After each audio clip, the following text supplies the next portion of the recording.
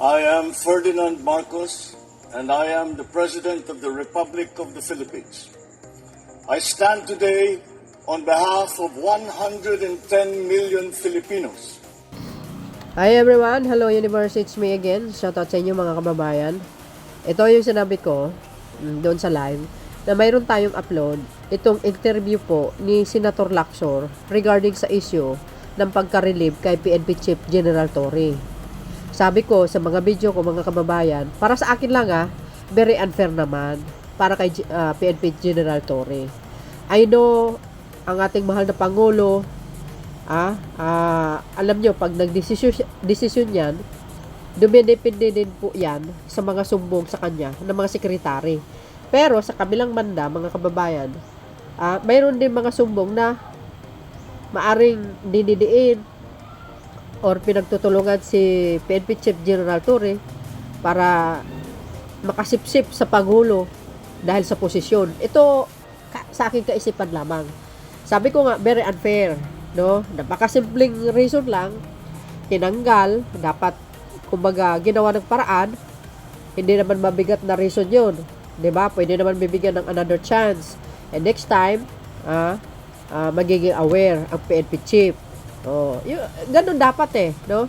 Dapat pumapagit na ang Commander-in-Chief, no? Para pag-ayusin silang dalawa. Para maayos baga. Pero ang nangyari, yun po ang nangyari, biglaan. Na-shock tayo lahat, nadamay. Kumbaga, kumbaga, nadismaya. So, dahil dito sa sinabi ni Senator Lacson, halos pareho doon sa sinabi ko, dapat magkakaroon po ng pag-uusap baga, pag-aayos sa both panig sa magkabilaang kampo, no? So, dahil dyan mga bes, panoorin nyo po at pakinggan itong sinabi ni Senator Ping Lacson, no, sa interview po ng Dos por Dos ni Ka Tunying. Eto na. Yeah, Ka Tunying, Ka Jerry, magandang umaga sa ating lahat. Apo, sisimulan po namin dito sa PNP Chief. Kayo po, nung malaman ninyo, marinig ninyo, ano pong first reaction o naramdaman ninyo, Senator Ping? Well, unang tanong siyempre, bakit kaya? Kasi at the time na talagang bit-bit niya yung PNP, yung buong organization sa, alam mo, magandang perception ng publiko dahil sa mga ginagawa niya. Yun nga, biglang may balita na papalitan. Actually, may nagpadala nga nung yung sulat ni Executive Secretary Bersamin, kaya nakakagulat. Nagulat din pala kayo. Oo, ano po yun, kahapon? Hindi akalain talaga maraming hindi nag-aakala na mangyayari. Pero yun nga, dahil batid ko naman na merong konting background doon sa tungkol sa pagka-tibak niya, pag-reshuffle niya ng mga pulis. Ang pinakamano doon, yung number 2 man. Kasi noong panahon ko, natatandaan ko, binigyan ako ni President Erap ng blanket authority. Ikaw na magpatakbo ng PNP, yung mga designations, assignments, maski yung sa promotion. Kasi ang level ng authority ng Chief PNP sa promotion, hanggang Police Lieutenant Colonel, sa kanya yan Hindi na kailangan dumaan kung saan. Pwedeng on the spot, mag-promote. Ako, nagpo-promote ako on the spot noon pagka binalo ko sa field at may magandang accomplishment. Ora mismo, sinasabihan, inaano ko doon, orders to follow, pinopromote ko na. Pero yung command group, ang command group kasi, 3 lang naman yung Lieutenant General sa command group. Diba? Yung Deputy for Administration, number 2 man. Deputy for Operation, number 3 man. Saka yung Chief Director Staff. Yun talaga hindi ko pinakailaman yun. At yun talagang pinaubaya ko yun sa mas nakakataas sa Commander-in-Chief at saka sa Chief sa head ng ex-officio, chairman actually ng NAPOLCOM. Kasi ang Secretary ng Interior and Local Government, siya yung ex-officio chairman. As SILG, wala siyang pakialam sa PNP. Pero as ex-officio chairman ng NAPOLCOM, doon siya merong supervisory authority. Yung po bang... Ang narinig ko noon, kasi di ba nireshuffle niya, nireverse ng NAPOLCOM. Pero hindi siya tumalima. Diba, nagkaroon pa ng flag racing yata na pinakilala niya pa si Yang Bana. Yes, tama po. Bana, na parang diniin niya. Yun ang nakikita ko lamang pwedeng dahilan na kung bakit sayang kasi alam mo noong una siya na-appoint medyo nagkausap kami ni Secretary John Vic noon eh. Nung kampanya pa ito dun sa Cavite, nung nag-rally kami sa Cavite. Sabi niya, Senping, anong palagay niyo kay Nick Torres? Sabi ko, yan ang kailangan, yan talaga yung nahanap niyo, yung mission-oriented na pag inutusan, talagang ibabangga yung katawan niya for the accomplishment of the mission. Maganda yung attitude. Ngayon, dahil kung gano'n, kung lagi kang sumusunod sa chain of command o kaya sa mga nakakataas, dapat na naging consistent na lang doon, hindi lang sa operational matters, kundi sa administrative matters. Ang nakita ko lang na pagkakamali, kung may tuturing na pagkakamali ni General Torre, yun nga, dapat nung nireverse ng NAPOLCOM, either nakapag-communicate siya or in the first place, bago niya nirelieve yung kanyang number 2 man, si General States, dapat man lang sana nakitao po. Yun, nagpasintabi. Kumbaga sa flood control project, passing through. Naisingit niyo pa yun. Naisingit. Pero Senator Ping, sa tingin nyo, ganun ba kabigat yung kasalanan yun at matatabunan kung may ganun mang pangyayari at ganun nga kasalanan para matabunan yung ibang mga Ginawa niya. accomplishments, mga ginawa niya at mga ginawa niya para sa administrasyon. Hindi pa natin alam kung ano pa yung mga nasa likod ng istorya, yung mga behind the scene. Hindi tayo privy dun eh. Ang alam ko lang, yun nga, dahil sunod-sunod yung pangyayari, may order ang CPN, pinaglapalabas ng mga general order sa headquarters, ano? Pero ni-reverse. Mukhang walang communication. Sana po nagkaroon sana man lang ng communication, direct communication between NAPOLCOM or even between the ex-officio chairman who is the SILG and General Torre, sana hindi umabot sa ganito. Kasi pwede namang i-rescind yung order eh. Halimbawa, reverse ng NAPOLCOM. Hindi naman pwedeng yung NAPOLCOM unilaterally, sila na mag-order eh. Mali rin yun eh. Dapat yun, lutusan ng PNP, i-rescind nyo yung order, magpalabas uli kayo ng panibagong order na nire-rescind nyo. Mali rin siguro yung part ng NAPOLCOM na unilaterally, ni-reverse nila. Saka ang NAPOLCOM, silang din dun eh. ang NAPOLCOM po, hindi ba member din yan ang Chief PNP mismo? Yung pa isa. Talagang member ang Chief PNP ng NAPOLCOM. So dapat na-resolve yan within the NAPOLCOM yung sa board. Meron sila namang commission nga yan eh. Dapat pero na pag-usapan. Tumawag ng emergency meeting. Yes. Tapos pinag-usapan. Ano ba nangyari rito? Kung yun lang talaga ang dahilan, sabi nyo nga, kung yung mga behind the scene, di naman natin nalalaman pa yun. Pero kung ito lang yung what is publicly discussed na rason ng pagtanggal sa kanya, sapat ba yun? Kung kayo po yung Commander-in-Chief, sapat ba yung kasalanan na yun ni General Torre para unceremoniously tanggalin siya? Sabi nyo nga, ang ganda ng dating sa tao ng mga ginagawa ni General Torre. Ang rating ng PNP ngayon, trust rating ng PNP ngayon ay napakataas. At hindi lang yon, ang pagka may bumabaril sa Pangulo, yung katawan ipahaharang niya sa bala. Ipahaharang niya sa bala yung kanyang katawan. Sapat ba yon? Sapat po ba yon na Senator? Kung nakapag-usap, kung nagkaroon ng komunikasyon at na-resolve internally, sana ganun na nangyari. Kaya nga sabi ko, hindi natin alam ano pa ba yung mga underlying na mga circumstances, ano pa yung mga nangyari in between. Yun na hindi natin alam eh. Ang alam lang natin, ni-reverse ng NAPOLCOM, pinindigan ni General Torre, yung mga nangyari pa, mga behind the scenes na pangyayari, hindi na natin alam yun. Opo. Mahirap mag-speculate. Pero kung ang usaping yung ni-reverse at hindi sinunod, medyo mabigat yun sa isang organization kasi mawawala yung cohesiveness eh. Kasi kailangan maganda yung relasyon ng NAPOLCOM sa Philippine National Police. Tama rin si General Torre, narinig ko yung pahayag niya eh. Ang requirement lang para sa, halimbawa, promotion, Civil Service Commission eh. Kasi ang mga pulis, kumuha ng Civil Service Eligibility eh.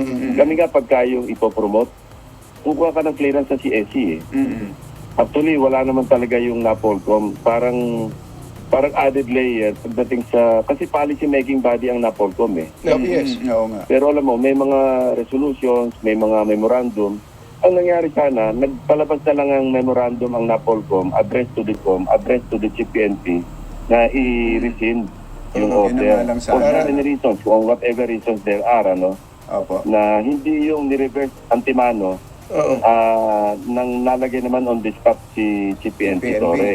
Opo. Kasi kung ako rin si Del Torre, parang nahamon yung aking leadership na ni-reverse ako na hindi ako yung nag-rescind ng order kasi yung order manggagaling yan sa sa director for personnel directorate for personnel. Sila magpapalabas So ng sila order. din dapat. Saka yung pong Senator Ping, yung binanggit niya na siguro paniniwala niya ito na ang kanyang kapangyarihan tungkol dun sa reshuffle ay nag-emanate from the commander-in-chief. Para may ganong esensya siya na sinabi. Hindi ba mas madali na tinawagan ni ES si General Torre, oy General Torre, tigilan mo yan, sumunod ka na lang sa NAPOLCOM. Para tapos na istorya kung yun lang talaga dahilan na. Yeah, sabi ko hindi natin alam pa kung ano yung mga pangyayari sa loob eh. Opo. Kung ano pa yung mga nangyaring communication nila, kung ano nangyaring pag-uusap. Hindi na natin alam yon.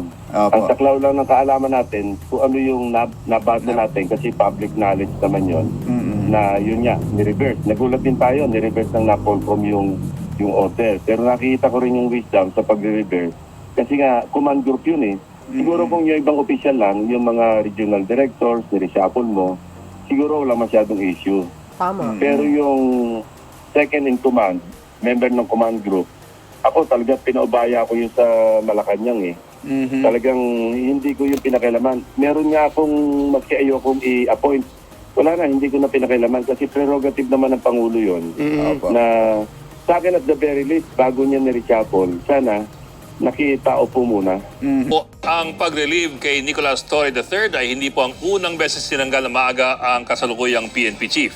Halimbawa, si General Nicanor Bartolome, inappoint ni Pangulong Noynoy Aquino na PNP chief noong September 2011. Dahil ang polis at militar, meron pong mandatory retirement na edad 56, nakaschedule siyang mag-retire sa March 2013 pa. Pero eto po, ayon kay dating Pangulong Noynoy Aquino, pagdating pa lamang ng December 2012, gusto na niyang ilagay si Bartolome sa non-duty status. Mas maaga po ito ng 3 buwan sa kanyang retirement. Ano pong ibig sabihin itong non-duty status? Ibig sabihin, hindi siya tanggal sa serbisyo, hindi tanggal ang rango, pero hindi na siya ang mamumuno sa PNP. Para pong floating status lamang. Sa gantong paraan, wala pong demotion at kuha pa rin niya ang full retirement benefits ng isang PNP chief. Ano raw ang dahilan? Una, ang retirement ni Bartolome papatak ng 3 buwan bago po ang 2013 May midterm elections. Ang pangamba raw ng Malacanang, ang susunod na PNP chief sa kanya, meron lamang 3 buwan para maghanda sa darating na eleksyon. Pangalawa, pagdating daw ng Pebrero 2013, meron ng election ban sa mga new appointments. Baka raw dito pa sumabit ang appointment ng susunod na PNP chief. Sa huli, kusang nag-retire o nag-early retirement na lamang si Bartolome noong December 2012. So 3 buwan nga pong napaaga ang kanyang retirement. Isa pang napaagang pag-alis, si dating PNP chief Oscar Albayalde noong panahon ni Pangulong Duterte. Si Albayalde, inappoint ni Duterte noong April 2018 at retirable siya sa November 2019 pagsapit din ng 56 years old. Ang problema, nilagay siya sa non-duty status, 1 buwan bago ang kanyang scheduled retirement. Napahiya kasi ang PNP nung pumutok ang issue ng mga Ninja Cops, isang grupo ng mga pulis sa Pampanga na nagbebenta raw ng kanilang nahuling droga nung panahong si Albayalde ang police chief ng Pampanga. Dahil po dito, nilagay siya sa floating status 1 buwan bago ang kanyang retirement. Pero ngayon, walang tatalo sa kaso ni Nicolas Torre III na tumagal lamang ng 85 araw sa kanyang pwesto. Wala pa pong 3 buwan. Hindi lamang yan, ang bilis po nagbago ang ihip ng hangin. Nung nakaraang buwan lamang, si Torre pa ang tila paborito ng Malacanang. Binanggit pa sa SONA ng Pangulong Marcos noong Hulyo. Pero may kaakibat na problema ang paglagay kay Torre sa floating status. Nakaschedule kasing mag-retire si Torre sa March 2027 pa. Ibig pong sabihin, unless mag-early retirement siya, meron pa po siyang 1 taon at 7 buwan sa kanyang serbisyo sa PNP. Eto, ayon sa batas, hindi mo naman pwedeng i-demote o sibakin sa gobyerno ang isang opisyal ng walang mabigat na dahilan. Tama. Kailangan pong idaan yan sa mahabang proseso. Ibig sabihin po, mananatili pa rin si Torre na isang 4-star general. Wow. Pero ayon naman sa Republic Act 6975, ang PNP law, isa lamang ang maaaring humawak ng rango na 4-star general sa PNP. So kung sino man ang papalit kay Torre, hindi po mababawi ang ranggong yan hanggat hindi kusang nagbibitiw si Torre. Kaya't ang tanong ngayon, ano kayang iaalok na Malacanang na pabuya para kusang mag-retire sa serbisyo si Torre? Gabi, sinabi na nagpasalamat si PNP Chief General Torre. Sabi dito, basahin ko sa inyo, okay? Sabi dito, Torre nagpasalamat sa supporters matapos, ayun, sibak bilang PNP Chief. Okay, sabi po ng Abante ito Ayan Ito nagpasalamat sa kanyang mga taga-suporta si dating Philippine National Police PNP Chief General Torre deterred matapos siyang ma-relieve sa pwesto ng Malacanang. Salamat po sa suporta niyo, ani ni Torre sa kanyang verified Facebook account nang binahagi niya ang post na isa niyang fan page. Agay, saan sa post ng Chief Torre, the People's General's page, sa bawat lawan, sa ringman o sa serbisyo, ang tagumpay ay laging para sa taong bayan. Wow! Ang lakas at tapang ni Chief Torre ay para sa kapakanan ng bawat Pilipino. Tama po yan. May malasakit itong taong ito Dahil ang tunay na tagumpay ay patuloy na magpaglilingkod sa bayan. Yun ang isang napakagandang salita. Na-relieve siya, yes, bilang PNP Chief, still pa din, ang kanyang puso ay sa kapakanan ng mamayang Pilipino ang paglilingkod niya. Wow! Parang may pahiwatig mga kababayan Dagdag pa dito sabi. Matatandang inalis sa pwesto ang dating PNP Chief nitong Martes, August, 26, mga bes. So, ano po ang kapalagay niyo, mga kababayan? At siyempre, maraming salamat din, PNP Chief General Torre, sa serbisyo mo. Snappy salute po sa iyo. Naway more blessing po sa buong pagkatao mo, sa iyong pamilya. At mayroong mas magandang blessing darating sa buhay mo. So you guys, thank you for watching. See you again on my next upload. Maraming salamat sa inyong laging pagsubaybay at pag-likes. Don't forget that. And hit the button bell para lagi kayo update sa aking mga upload videos. Okay? Bye. Yan, babus. God bless. Philippines.